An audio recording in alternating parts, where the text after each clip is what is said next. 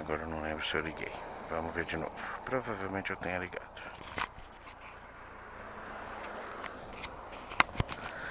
Sim, eu liguei. Vamos lá. Boa tarde.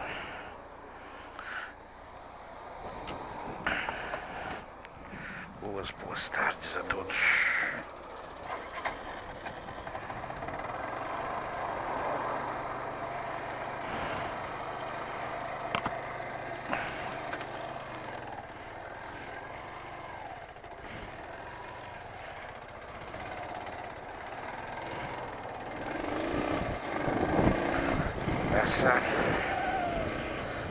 Fim da quinta-feira, falta só a sexta para finalizar a semana profissional, formal. Já tô ficando um pouco ansioso, que no sábado de manhãzinha iremos fazer aquela super aventura para 3 veinhos. 3 não, né? O Márcio não é veinho. 2 veinhos e um menos veinho é uma grande aventura, né? Que é que a gente vai lá pra Bertioga.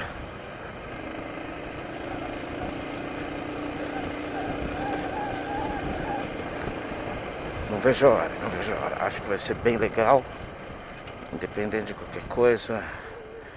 Como nós três nos entendemos bem, um estilinho bem arrumadinho.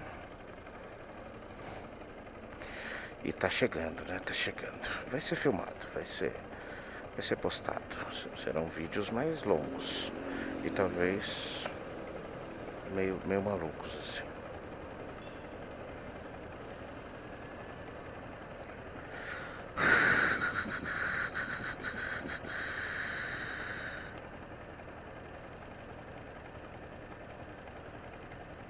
Vai lá cobrar, brother. Vai lá cobrar, vai lá pedir, já acabou.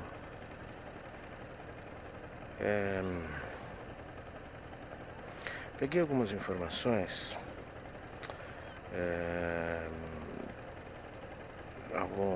algumas correções nas coisas que eu tenho falado. Falei sobre, rapidamente, tá? Não vai ser narração do Corinthians hoje. Sobre 2013, terminou 2012, aquele time mega vencedor, chegou ao topo do mundo literalmente. Chegou 2013, ainda foi atrás aí de mais um marketing e tal, e trouxe o Alexandre Pato e foi campeão paulista, tá? Não estava lembrando o que tinha feito no Paulistão. Foi campeão paulista, em cima do Santos inclusive. Aliás, dos últimos 10 campeonatos paulistas só existiu Corinthians e Santos. Teve um aí que foi um time do interior paulista de Jundiaí, não lembro. Mas o protagonismo, só Corinthians e Santos ganham o paulista. Eu concordo que é um campeonato charmoso e tal, mas atrapalha muito o calendário. Mas enfim.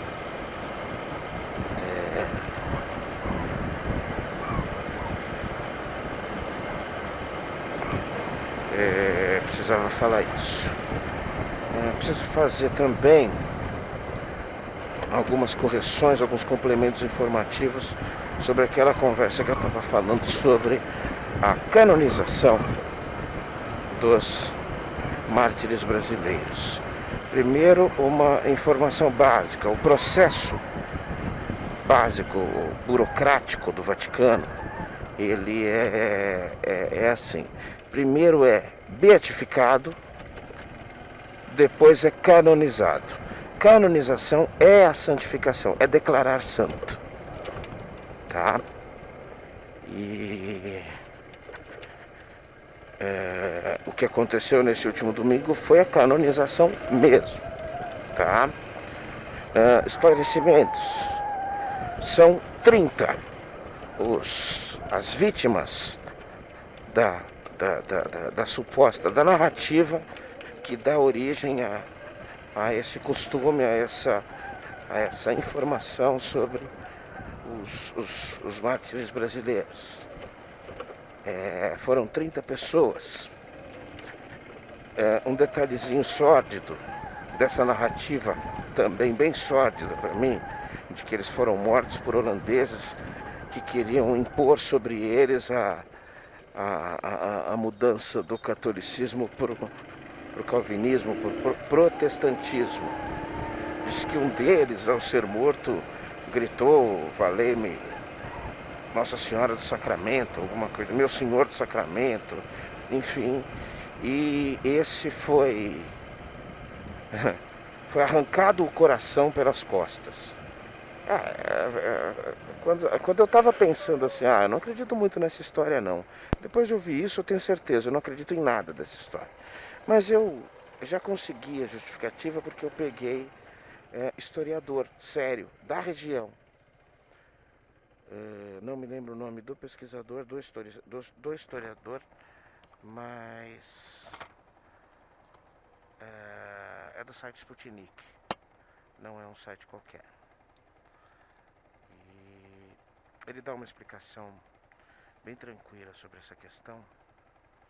Na verdade, essa narrativa que eu li é lá de 2011, quando da beatificação deles. E de que essa história circula pelo Nordeste brasileiro. Essas chacinas ocorreram em duas igrejas no Rio Grande do Norte, tá?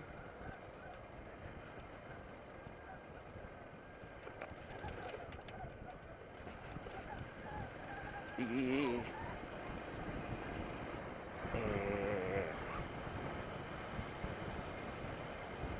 não há nenhuma é muito mais uma história contada de boca em boca do que um fato em si, com comprovações específicas. O que acontece na prática é que sim, houve a invasão holandesa. A invasão holandesa ela foi em pequena parte violenta.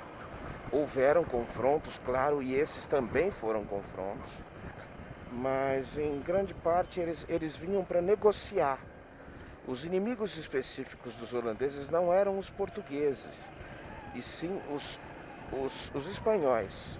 Os holandeses tinham uma disputa mais específica com os espanhóis, e era muito mais uma disputa comercial, uma disputa de comércio, de domínio de certos comércios, entre eles cana-de-açúcar. E essa suposta invasão teria ocorrido de forma bem gradativa pelo interior do Nordeste, porque entrou em Recife. E em Recife quase não houve muito pouca resistência. E o que eles faziam muito era negociar com poceiros, negociar com as autoridades locais em relação a dar apoio, inclusive aos produtores, para se associar a esses produtores e conseguir maiores rentabilidades nos negócios deles. Simples assim, tá? Documentação. Por documentação histórica, é isso. Sério mesmo, brother?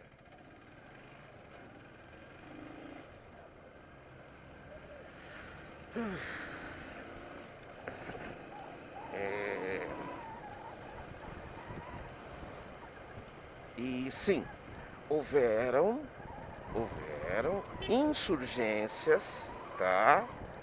Comunidades que não aceitavam, não se curvaram ao domínio ou à tentativa de negociação, enfim, por motivos políticos, por motivo de liderança da região, essas pessoas se insurgiram contra os holandeses, tá?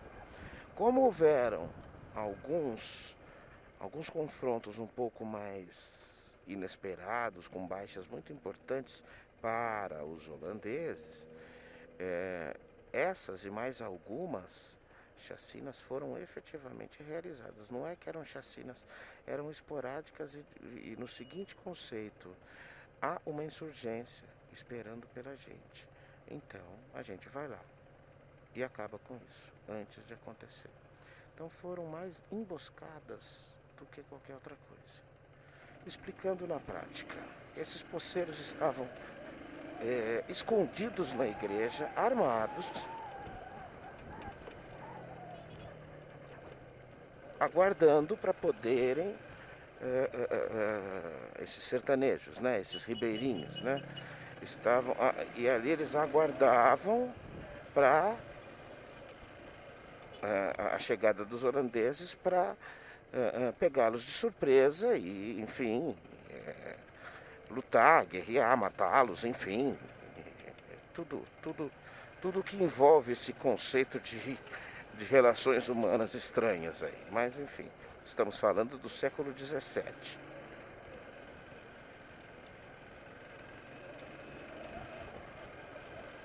Eu vou tentar não brigar com ele. Pronto, consegui passar, então tudo bem. Isso aí, também vou com você por aqui. Acho que é a melhor opção. E esses dois casos específicos, por se tratarem de vilarejos mais afastados, não teve nem condições de saber exatamente o que aconteceu. A questão é que não houveram sobreviventes.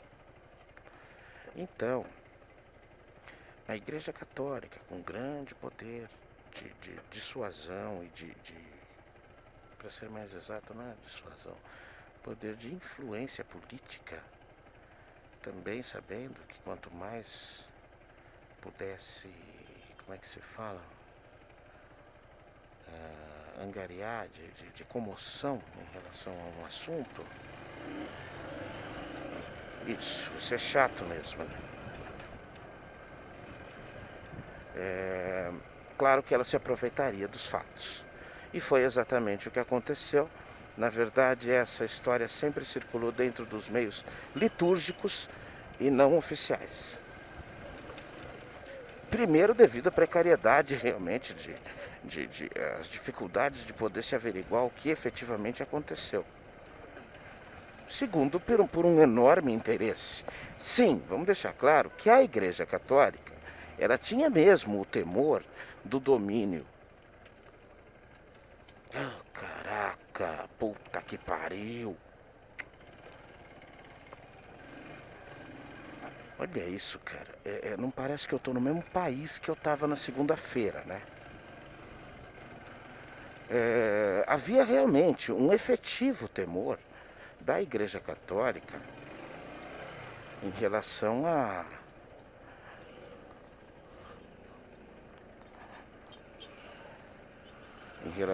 chegada dos holandeses, sim, porque sim, eles tinham práticas religiosas diferenciadas, já influenciados pelos luteranos, pelos calvinistas.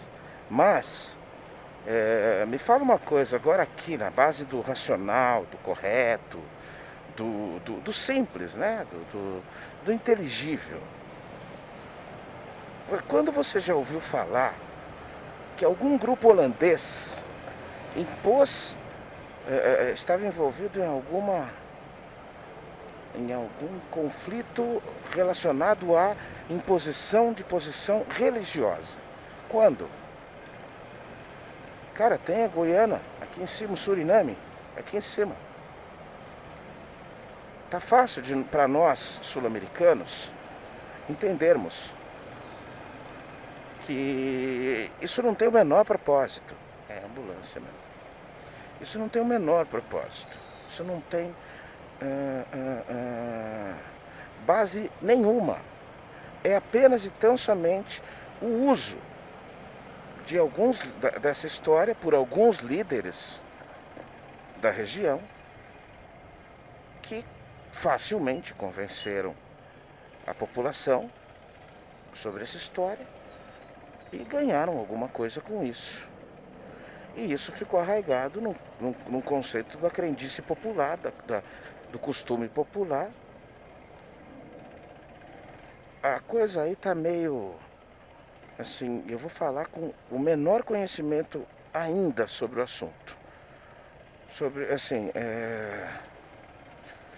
isso tá meio parecido com a história da escrava Anastácia, com a história do negrinho do pastoreio, tá? Que um pouco é fato, muito pouco, e todo uma gama de crendices,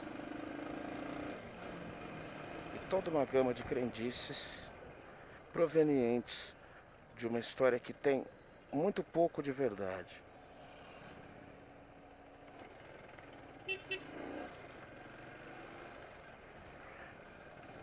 Como no Brasil, isso é muito comum.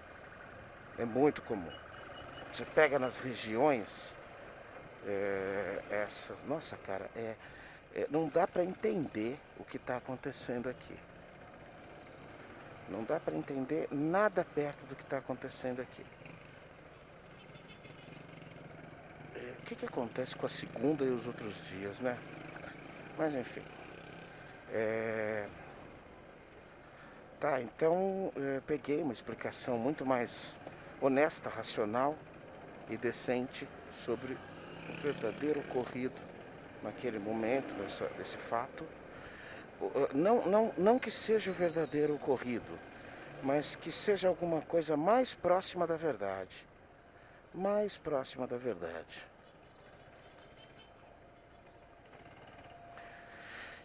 Porque realmente, assim, desde a primeira vez que eu ouvi, que eu li a questão de que... Vamos, mano! Olhando o não sei o que seu aí, do seu pedal, seu pezinho, pô. Nossa, tá muito feio o trânsito, hein? E tá muito quente, mano. Por todos os lados, você tem essa confusão no trânsito. Bom, agora tem uma moto bem grande aqui na frente. Vamos lá. Então, apurei tudo aí para pegar uma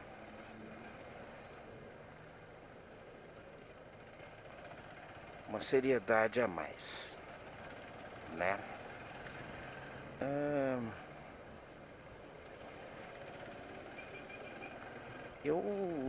Esse assunto, eu vou falar alguma coisa sobre um pouquinho de futebol também, mas só como um exemplo de atitude, não como conceito de futebol historicamente, do que eu tô aqui retratando, tá?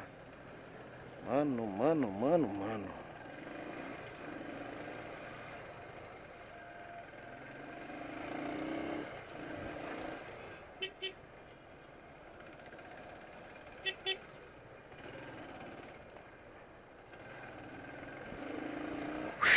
Tá difícil. Queria falar sobre alguns casos de que Rubens Barrichello e Felipe Massa foram os ícones para mim de um conceito que eu nunca vou concordar, que é a perda do conceito puro da esportividade, que é dar-se ao máximo para vencer. Quando se profissionalizou essa questão da competitividade, você colocou valores que em algum momento foram confundidos com os valores principais, o que na minha opinião é um erro. Então eu não preciso ficar explicando muito sobre Rubens Barrichello e Felipe Massa. Eles eram muito bem pagos, mas muitíssimo bem pagos, para colaborar com o primeiro piloto de suas equipes. E o fizeram. Eu compreendo, eu não concordo, não vou concordar com isso, mas eu compreendo sim. Aquela coisa que Michael Schumacher, que Ayrton Senna, que Nelson Piquet provavelmente não fariam jamais. Mas nunca pediram para eles, simplesmente porque eles nunca foram segundo piloto de ninguém. E defina-se segundo piloto como o cara menos talentoso, tá? 7, 8 anos que o Barrichello correu com o Schumacher, ele fez apresentações fantásticas. Mas sempre que precisou, o Schumacher foi mais piloto, foi mais... enfim, mais competente, estava mais perto dos títulos. Isso para mim não justifica. Não existe o erro só do Rubens Barrichello. Existe o erro de uma equipe em si, que dá uma ordem específica de que o piloto, se necessário, deixe o seu companheiro passar para que ele faça mais pontos e fique mais perto do campeonato. Ah, isso não é competitividade? Mas é uma competitividade manchada. Por que eu falo que eu compreendo? Porque eu entendo os recursos que estão em jogo. Eu entendo a grana. Com ética você não enche a geladeira. Eu até acho que se todo mundo fosse ético, todo mundo encheria a geladeira. Mas isso é mais uma das minhas viagens, das minhas epifanias. Olha como estava tudo zoado para lá e aqui está tudo tranquilo e calmo. É que os carros não estão conseguindo chegar até aqui ainda. Eu acho. Enfim. Eu saí um pouquinho, alguns minutos, né? 6, 7 minutos mais tarde do que o normal. Eu sei que nesse horário isso faz uma grande diferença. Mas eu não vou conseguir captar o porquê, né? Desse movimento além do normal. Ó, um estilinho. Depois eu vou contar uma história sobre o meu estilinho. Assim, isso pra mim é desmerecer, é desconfigurar o esporte.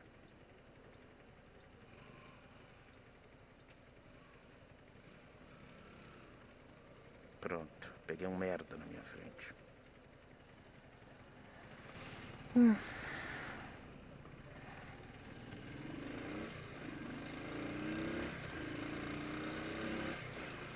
Esse busão vai entrar pra direita.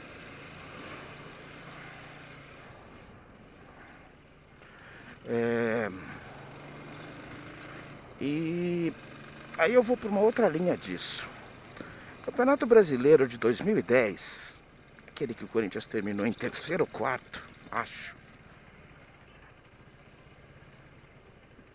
Não lembro se era terceiro ou quarto. Acho que foi terceiro. Aquele ano do centenário, onde não ganhou nada.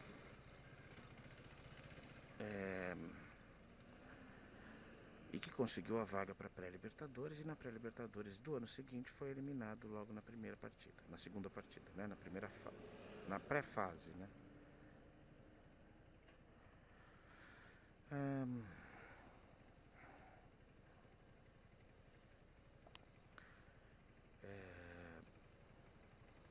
Foi, se eu não me engano, o Fluminense foi campeão daquele ano, de 2010.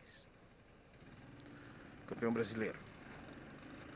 E existia uma fórmula inicial naquele Brasileirão, que ainda desde o começo era aquela. Assim, o Pontos Corridos entrou em 2003, se eu não me engano. Foi isso mesmo, em 2003. E foi se aperfeiçoando com a tabela, como é que fazia, trazia os últimos jogos para serem clássicos, para dar mais emoção, e assim por diante. Foi se ajeitando. E ainda era uma parte que, nas últimas rodadas, a coisa ia só para jogo grande. Não só os clássicos regionais, né, como também os clássicos interregionais, um Corinthians e Flamengo, um Fluminense e Palmeiras, esse tipo de coisa. E Corinthians estava na briga até as últimas rodadas. Não é que foi um campeonato entregue, tudo tranquilinho, sossegado, que o Fluminense ganhou. Não, o Corinthians estava na briga forte, liderou boa parte daquele campeonato. E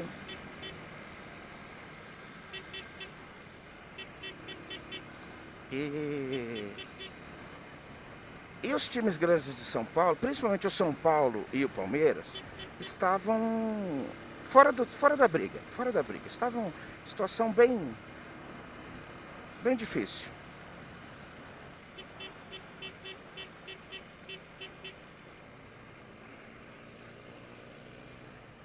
E o que aconteceu?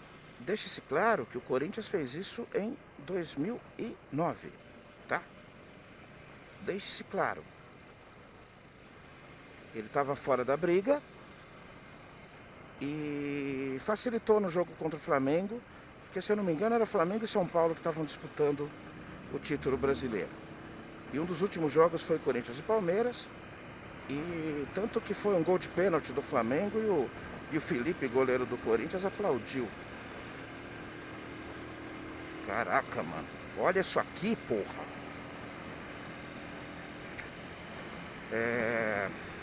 Mas aí volta. E chegou em 2010, essa possibilidade do Corinthians ser campeão dependia em certo momento também do Fluminense tropeçar. E o que aconteceu? Eu me lembro disso, 2 jogos seguidos, dos últimos jogos do campeonato. O São Paulo recebeu o Fluminense e depois o Palmeiras recebeu o Fluminense. Os dois perderam para o Fluminense.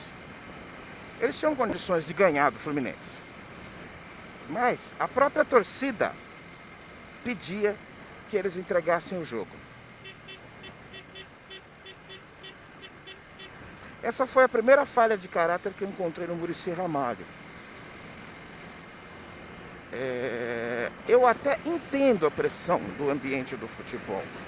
Eu condeno a atitude do Corinthians no ano anterior, mas deixo isso muito claro que isso não era uma questão de direção ou de equipe técnica, de direção técnica, falar para os caras amolecerem o jogo. Eram jogadores mesmo, era um ou outro jogador mesmo. Em 2010, não. Era muito importante para os rivais, que não conseguiram nada em 2010, que o Corinthians não ganhasse nada no seu centenário. Isso tinha um valor cultural diferente mesmo. Preciso prender isso aqui, cara. Preciso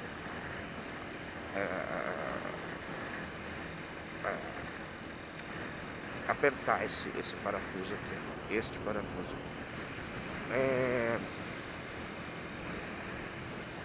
E ficou muito claro que tanto o Filipão quanto o Muricy amoleceram o jogo. O Muricy colocou meio time reserva. E mesmo assim aquela coisa de deixa pra lá, enfim. E o Filipão também. A questão é que eu não condeno o fato em si. Eu compreendo. Tem muita pressão da torcida, da direção. A direção é meio torcida também, não devia ser, mas é. E eu compreendo. A única coisa que eu não concordo é você, na declaração, ser perguntado sobre o assunto e mentir. O mesmo aconteceu com o Bernardinho, naquele Mundial lá. Era Mundial? Naquela Liga Mundial de um determinado ano, onde ele quis perder um dos jogos para que na próxima fase tivesse uma chave mais fácil. Ele nega até hoje, mas ele colocou um titular ou 2 titulares durante a partida inteira. O resto era tudo reserva. Ele alegou que um estava machucado, outro estava cansado, outro estava com perigo de estafa muscular e assim por diante. A questão é que o negócio aconteceu, mas eu acho que ao final você tem que abrir o jogo. Não finja, não minta, e essa é a questão. A cara de pau do Filipão, não. Tanto que eu me lembro daquele jogo, foi 2-1 pro Fluminense, o Palmeiras fez 1-0. A torcida vaiou. O jogo foi em Barueri, aqui perto de Barueri. A torcida vaiou. E quando o Fluminense fez os 2 gols, a torcida do Palmeiras comemorou. O mesmo aconteceu no jogo contra o São Paulo. Sim, eles facilitaram o caminho para um arquirrival não ser campeão. Mas a questão é a declaração depois. Não, imagina, não, que é isso. Não. Ninguém entregou o jogo, não. É assim, cara, simplesmente fale. Olha, ok, eu facilitei um pouco o trabalho. Mas eu não pedi para nenhum jogador meu tirar o pé, nem nada disso. Eu dei a chance a outros jogadores. Mas eu utilizei, como a gente tá fora da briga pelo título, utilizei um time um time misto, enfim. Pronto. É o mínimo que se espera de líderes, porque eu não espero nada de jogador de futebol. Eu já devia esperar. Eu já me irrito com alguns, ainda me irrito, mas eu não devia esperar. Agora, líderes, o técnico é um cara que dá a cara, que põe a cara ali na frente da câmera para justificar, para falar. Ele é um cara que, queira ou não, ele não ensina só os seus jogadores. Ele é um líder de uma torcida inteira. O que está acontecendo aqui? Me pareceu que está quebrado. Piscando vermelho eu nunca vi. E isso aconteceu. O Bernardinho falou a mesma coisa. Não, eu estava com problemas e tal. Eu queria fazer essa pausa na retrospectiva do Corinthians por conta disso. De que não é porque foi contra o Corinthians, é porque foi uma atitude muito feia mesmo. Muito feia mesmo.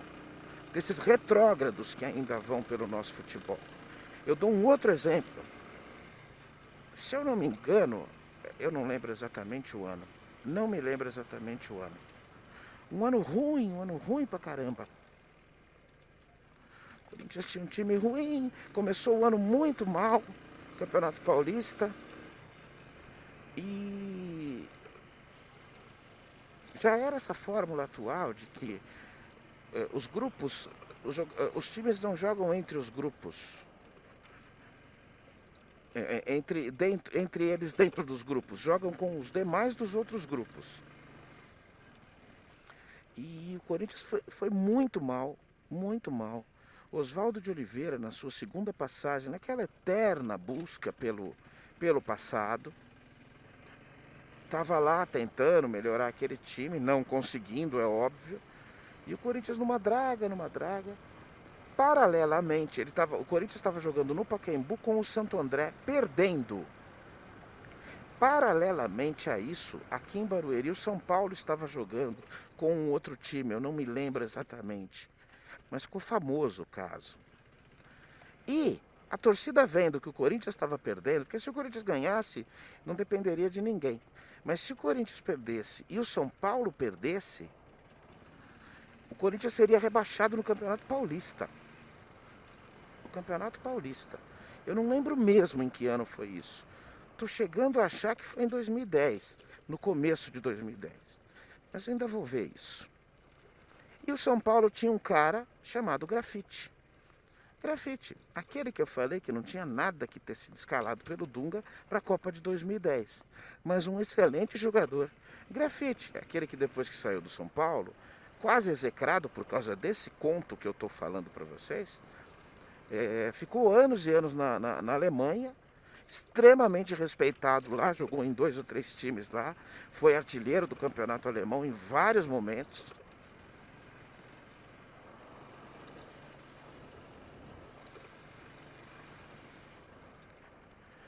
Ai, caceta, eu não vou conseguir me conformar nunca com isso, do cara simplesmente entrar da rua de lá pra cá. Enfim, o Grafite fez 2 gols pro São Paulo, foi 2-0. Ele foi execrado, a torcida xingava ele,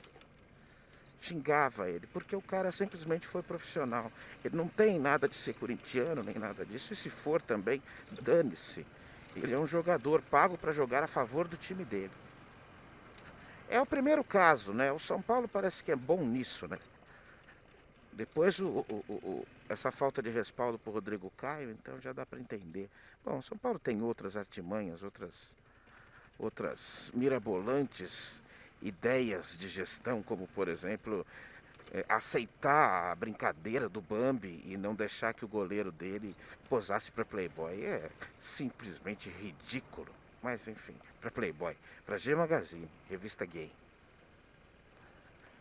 Enfim, se hoje isso seria difícil, bom, hoje eu entenderia ser difícil por causa dessa camada de bolsomitos espalhados pelo Brasil. Mas naquela época por incrível que pareça, era mais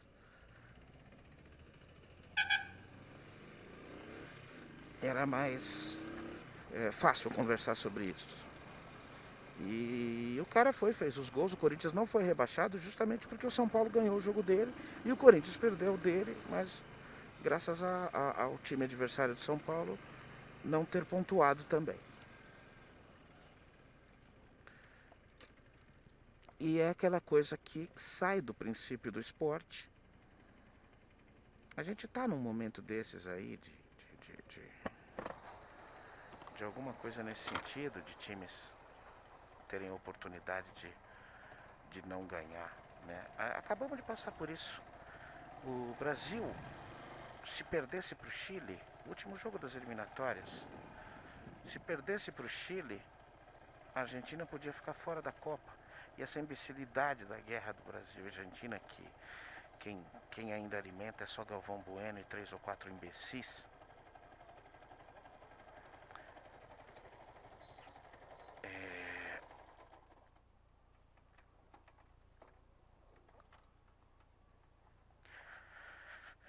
Essa imbecilidade, ela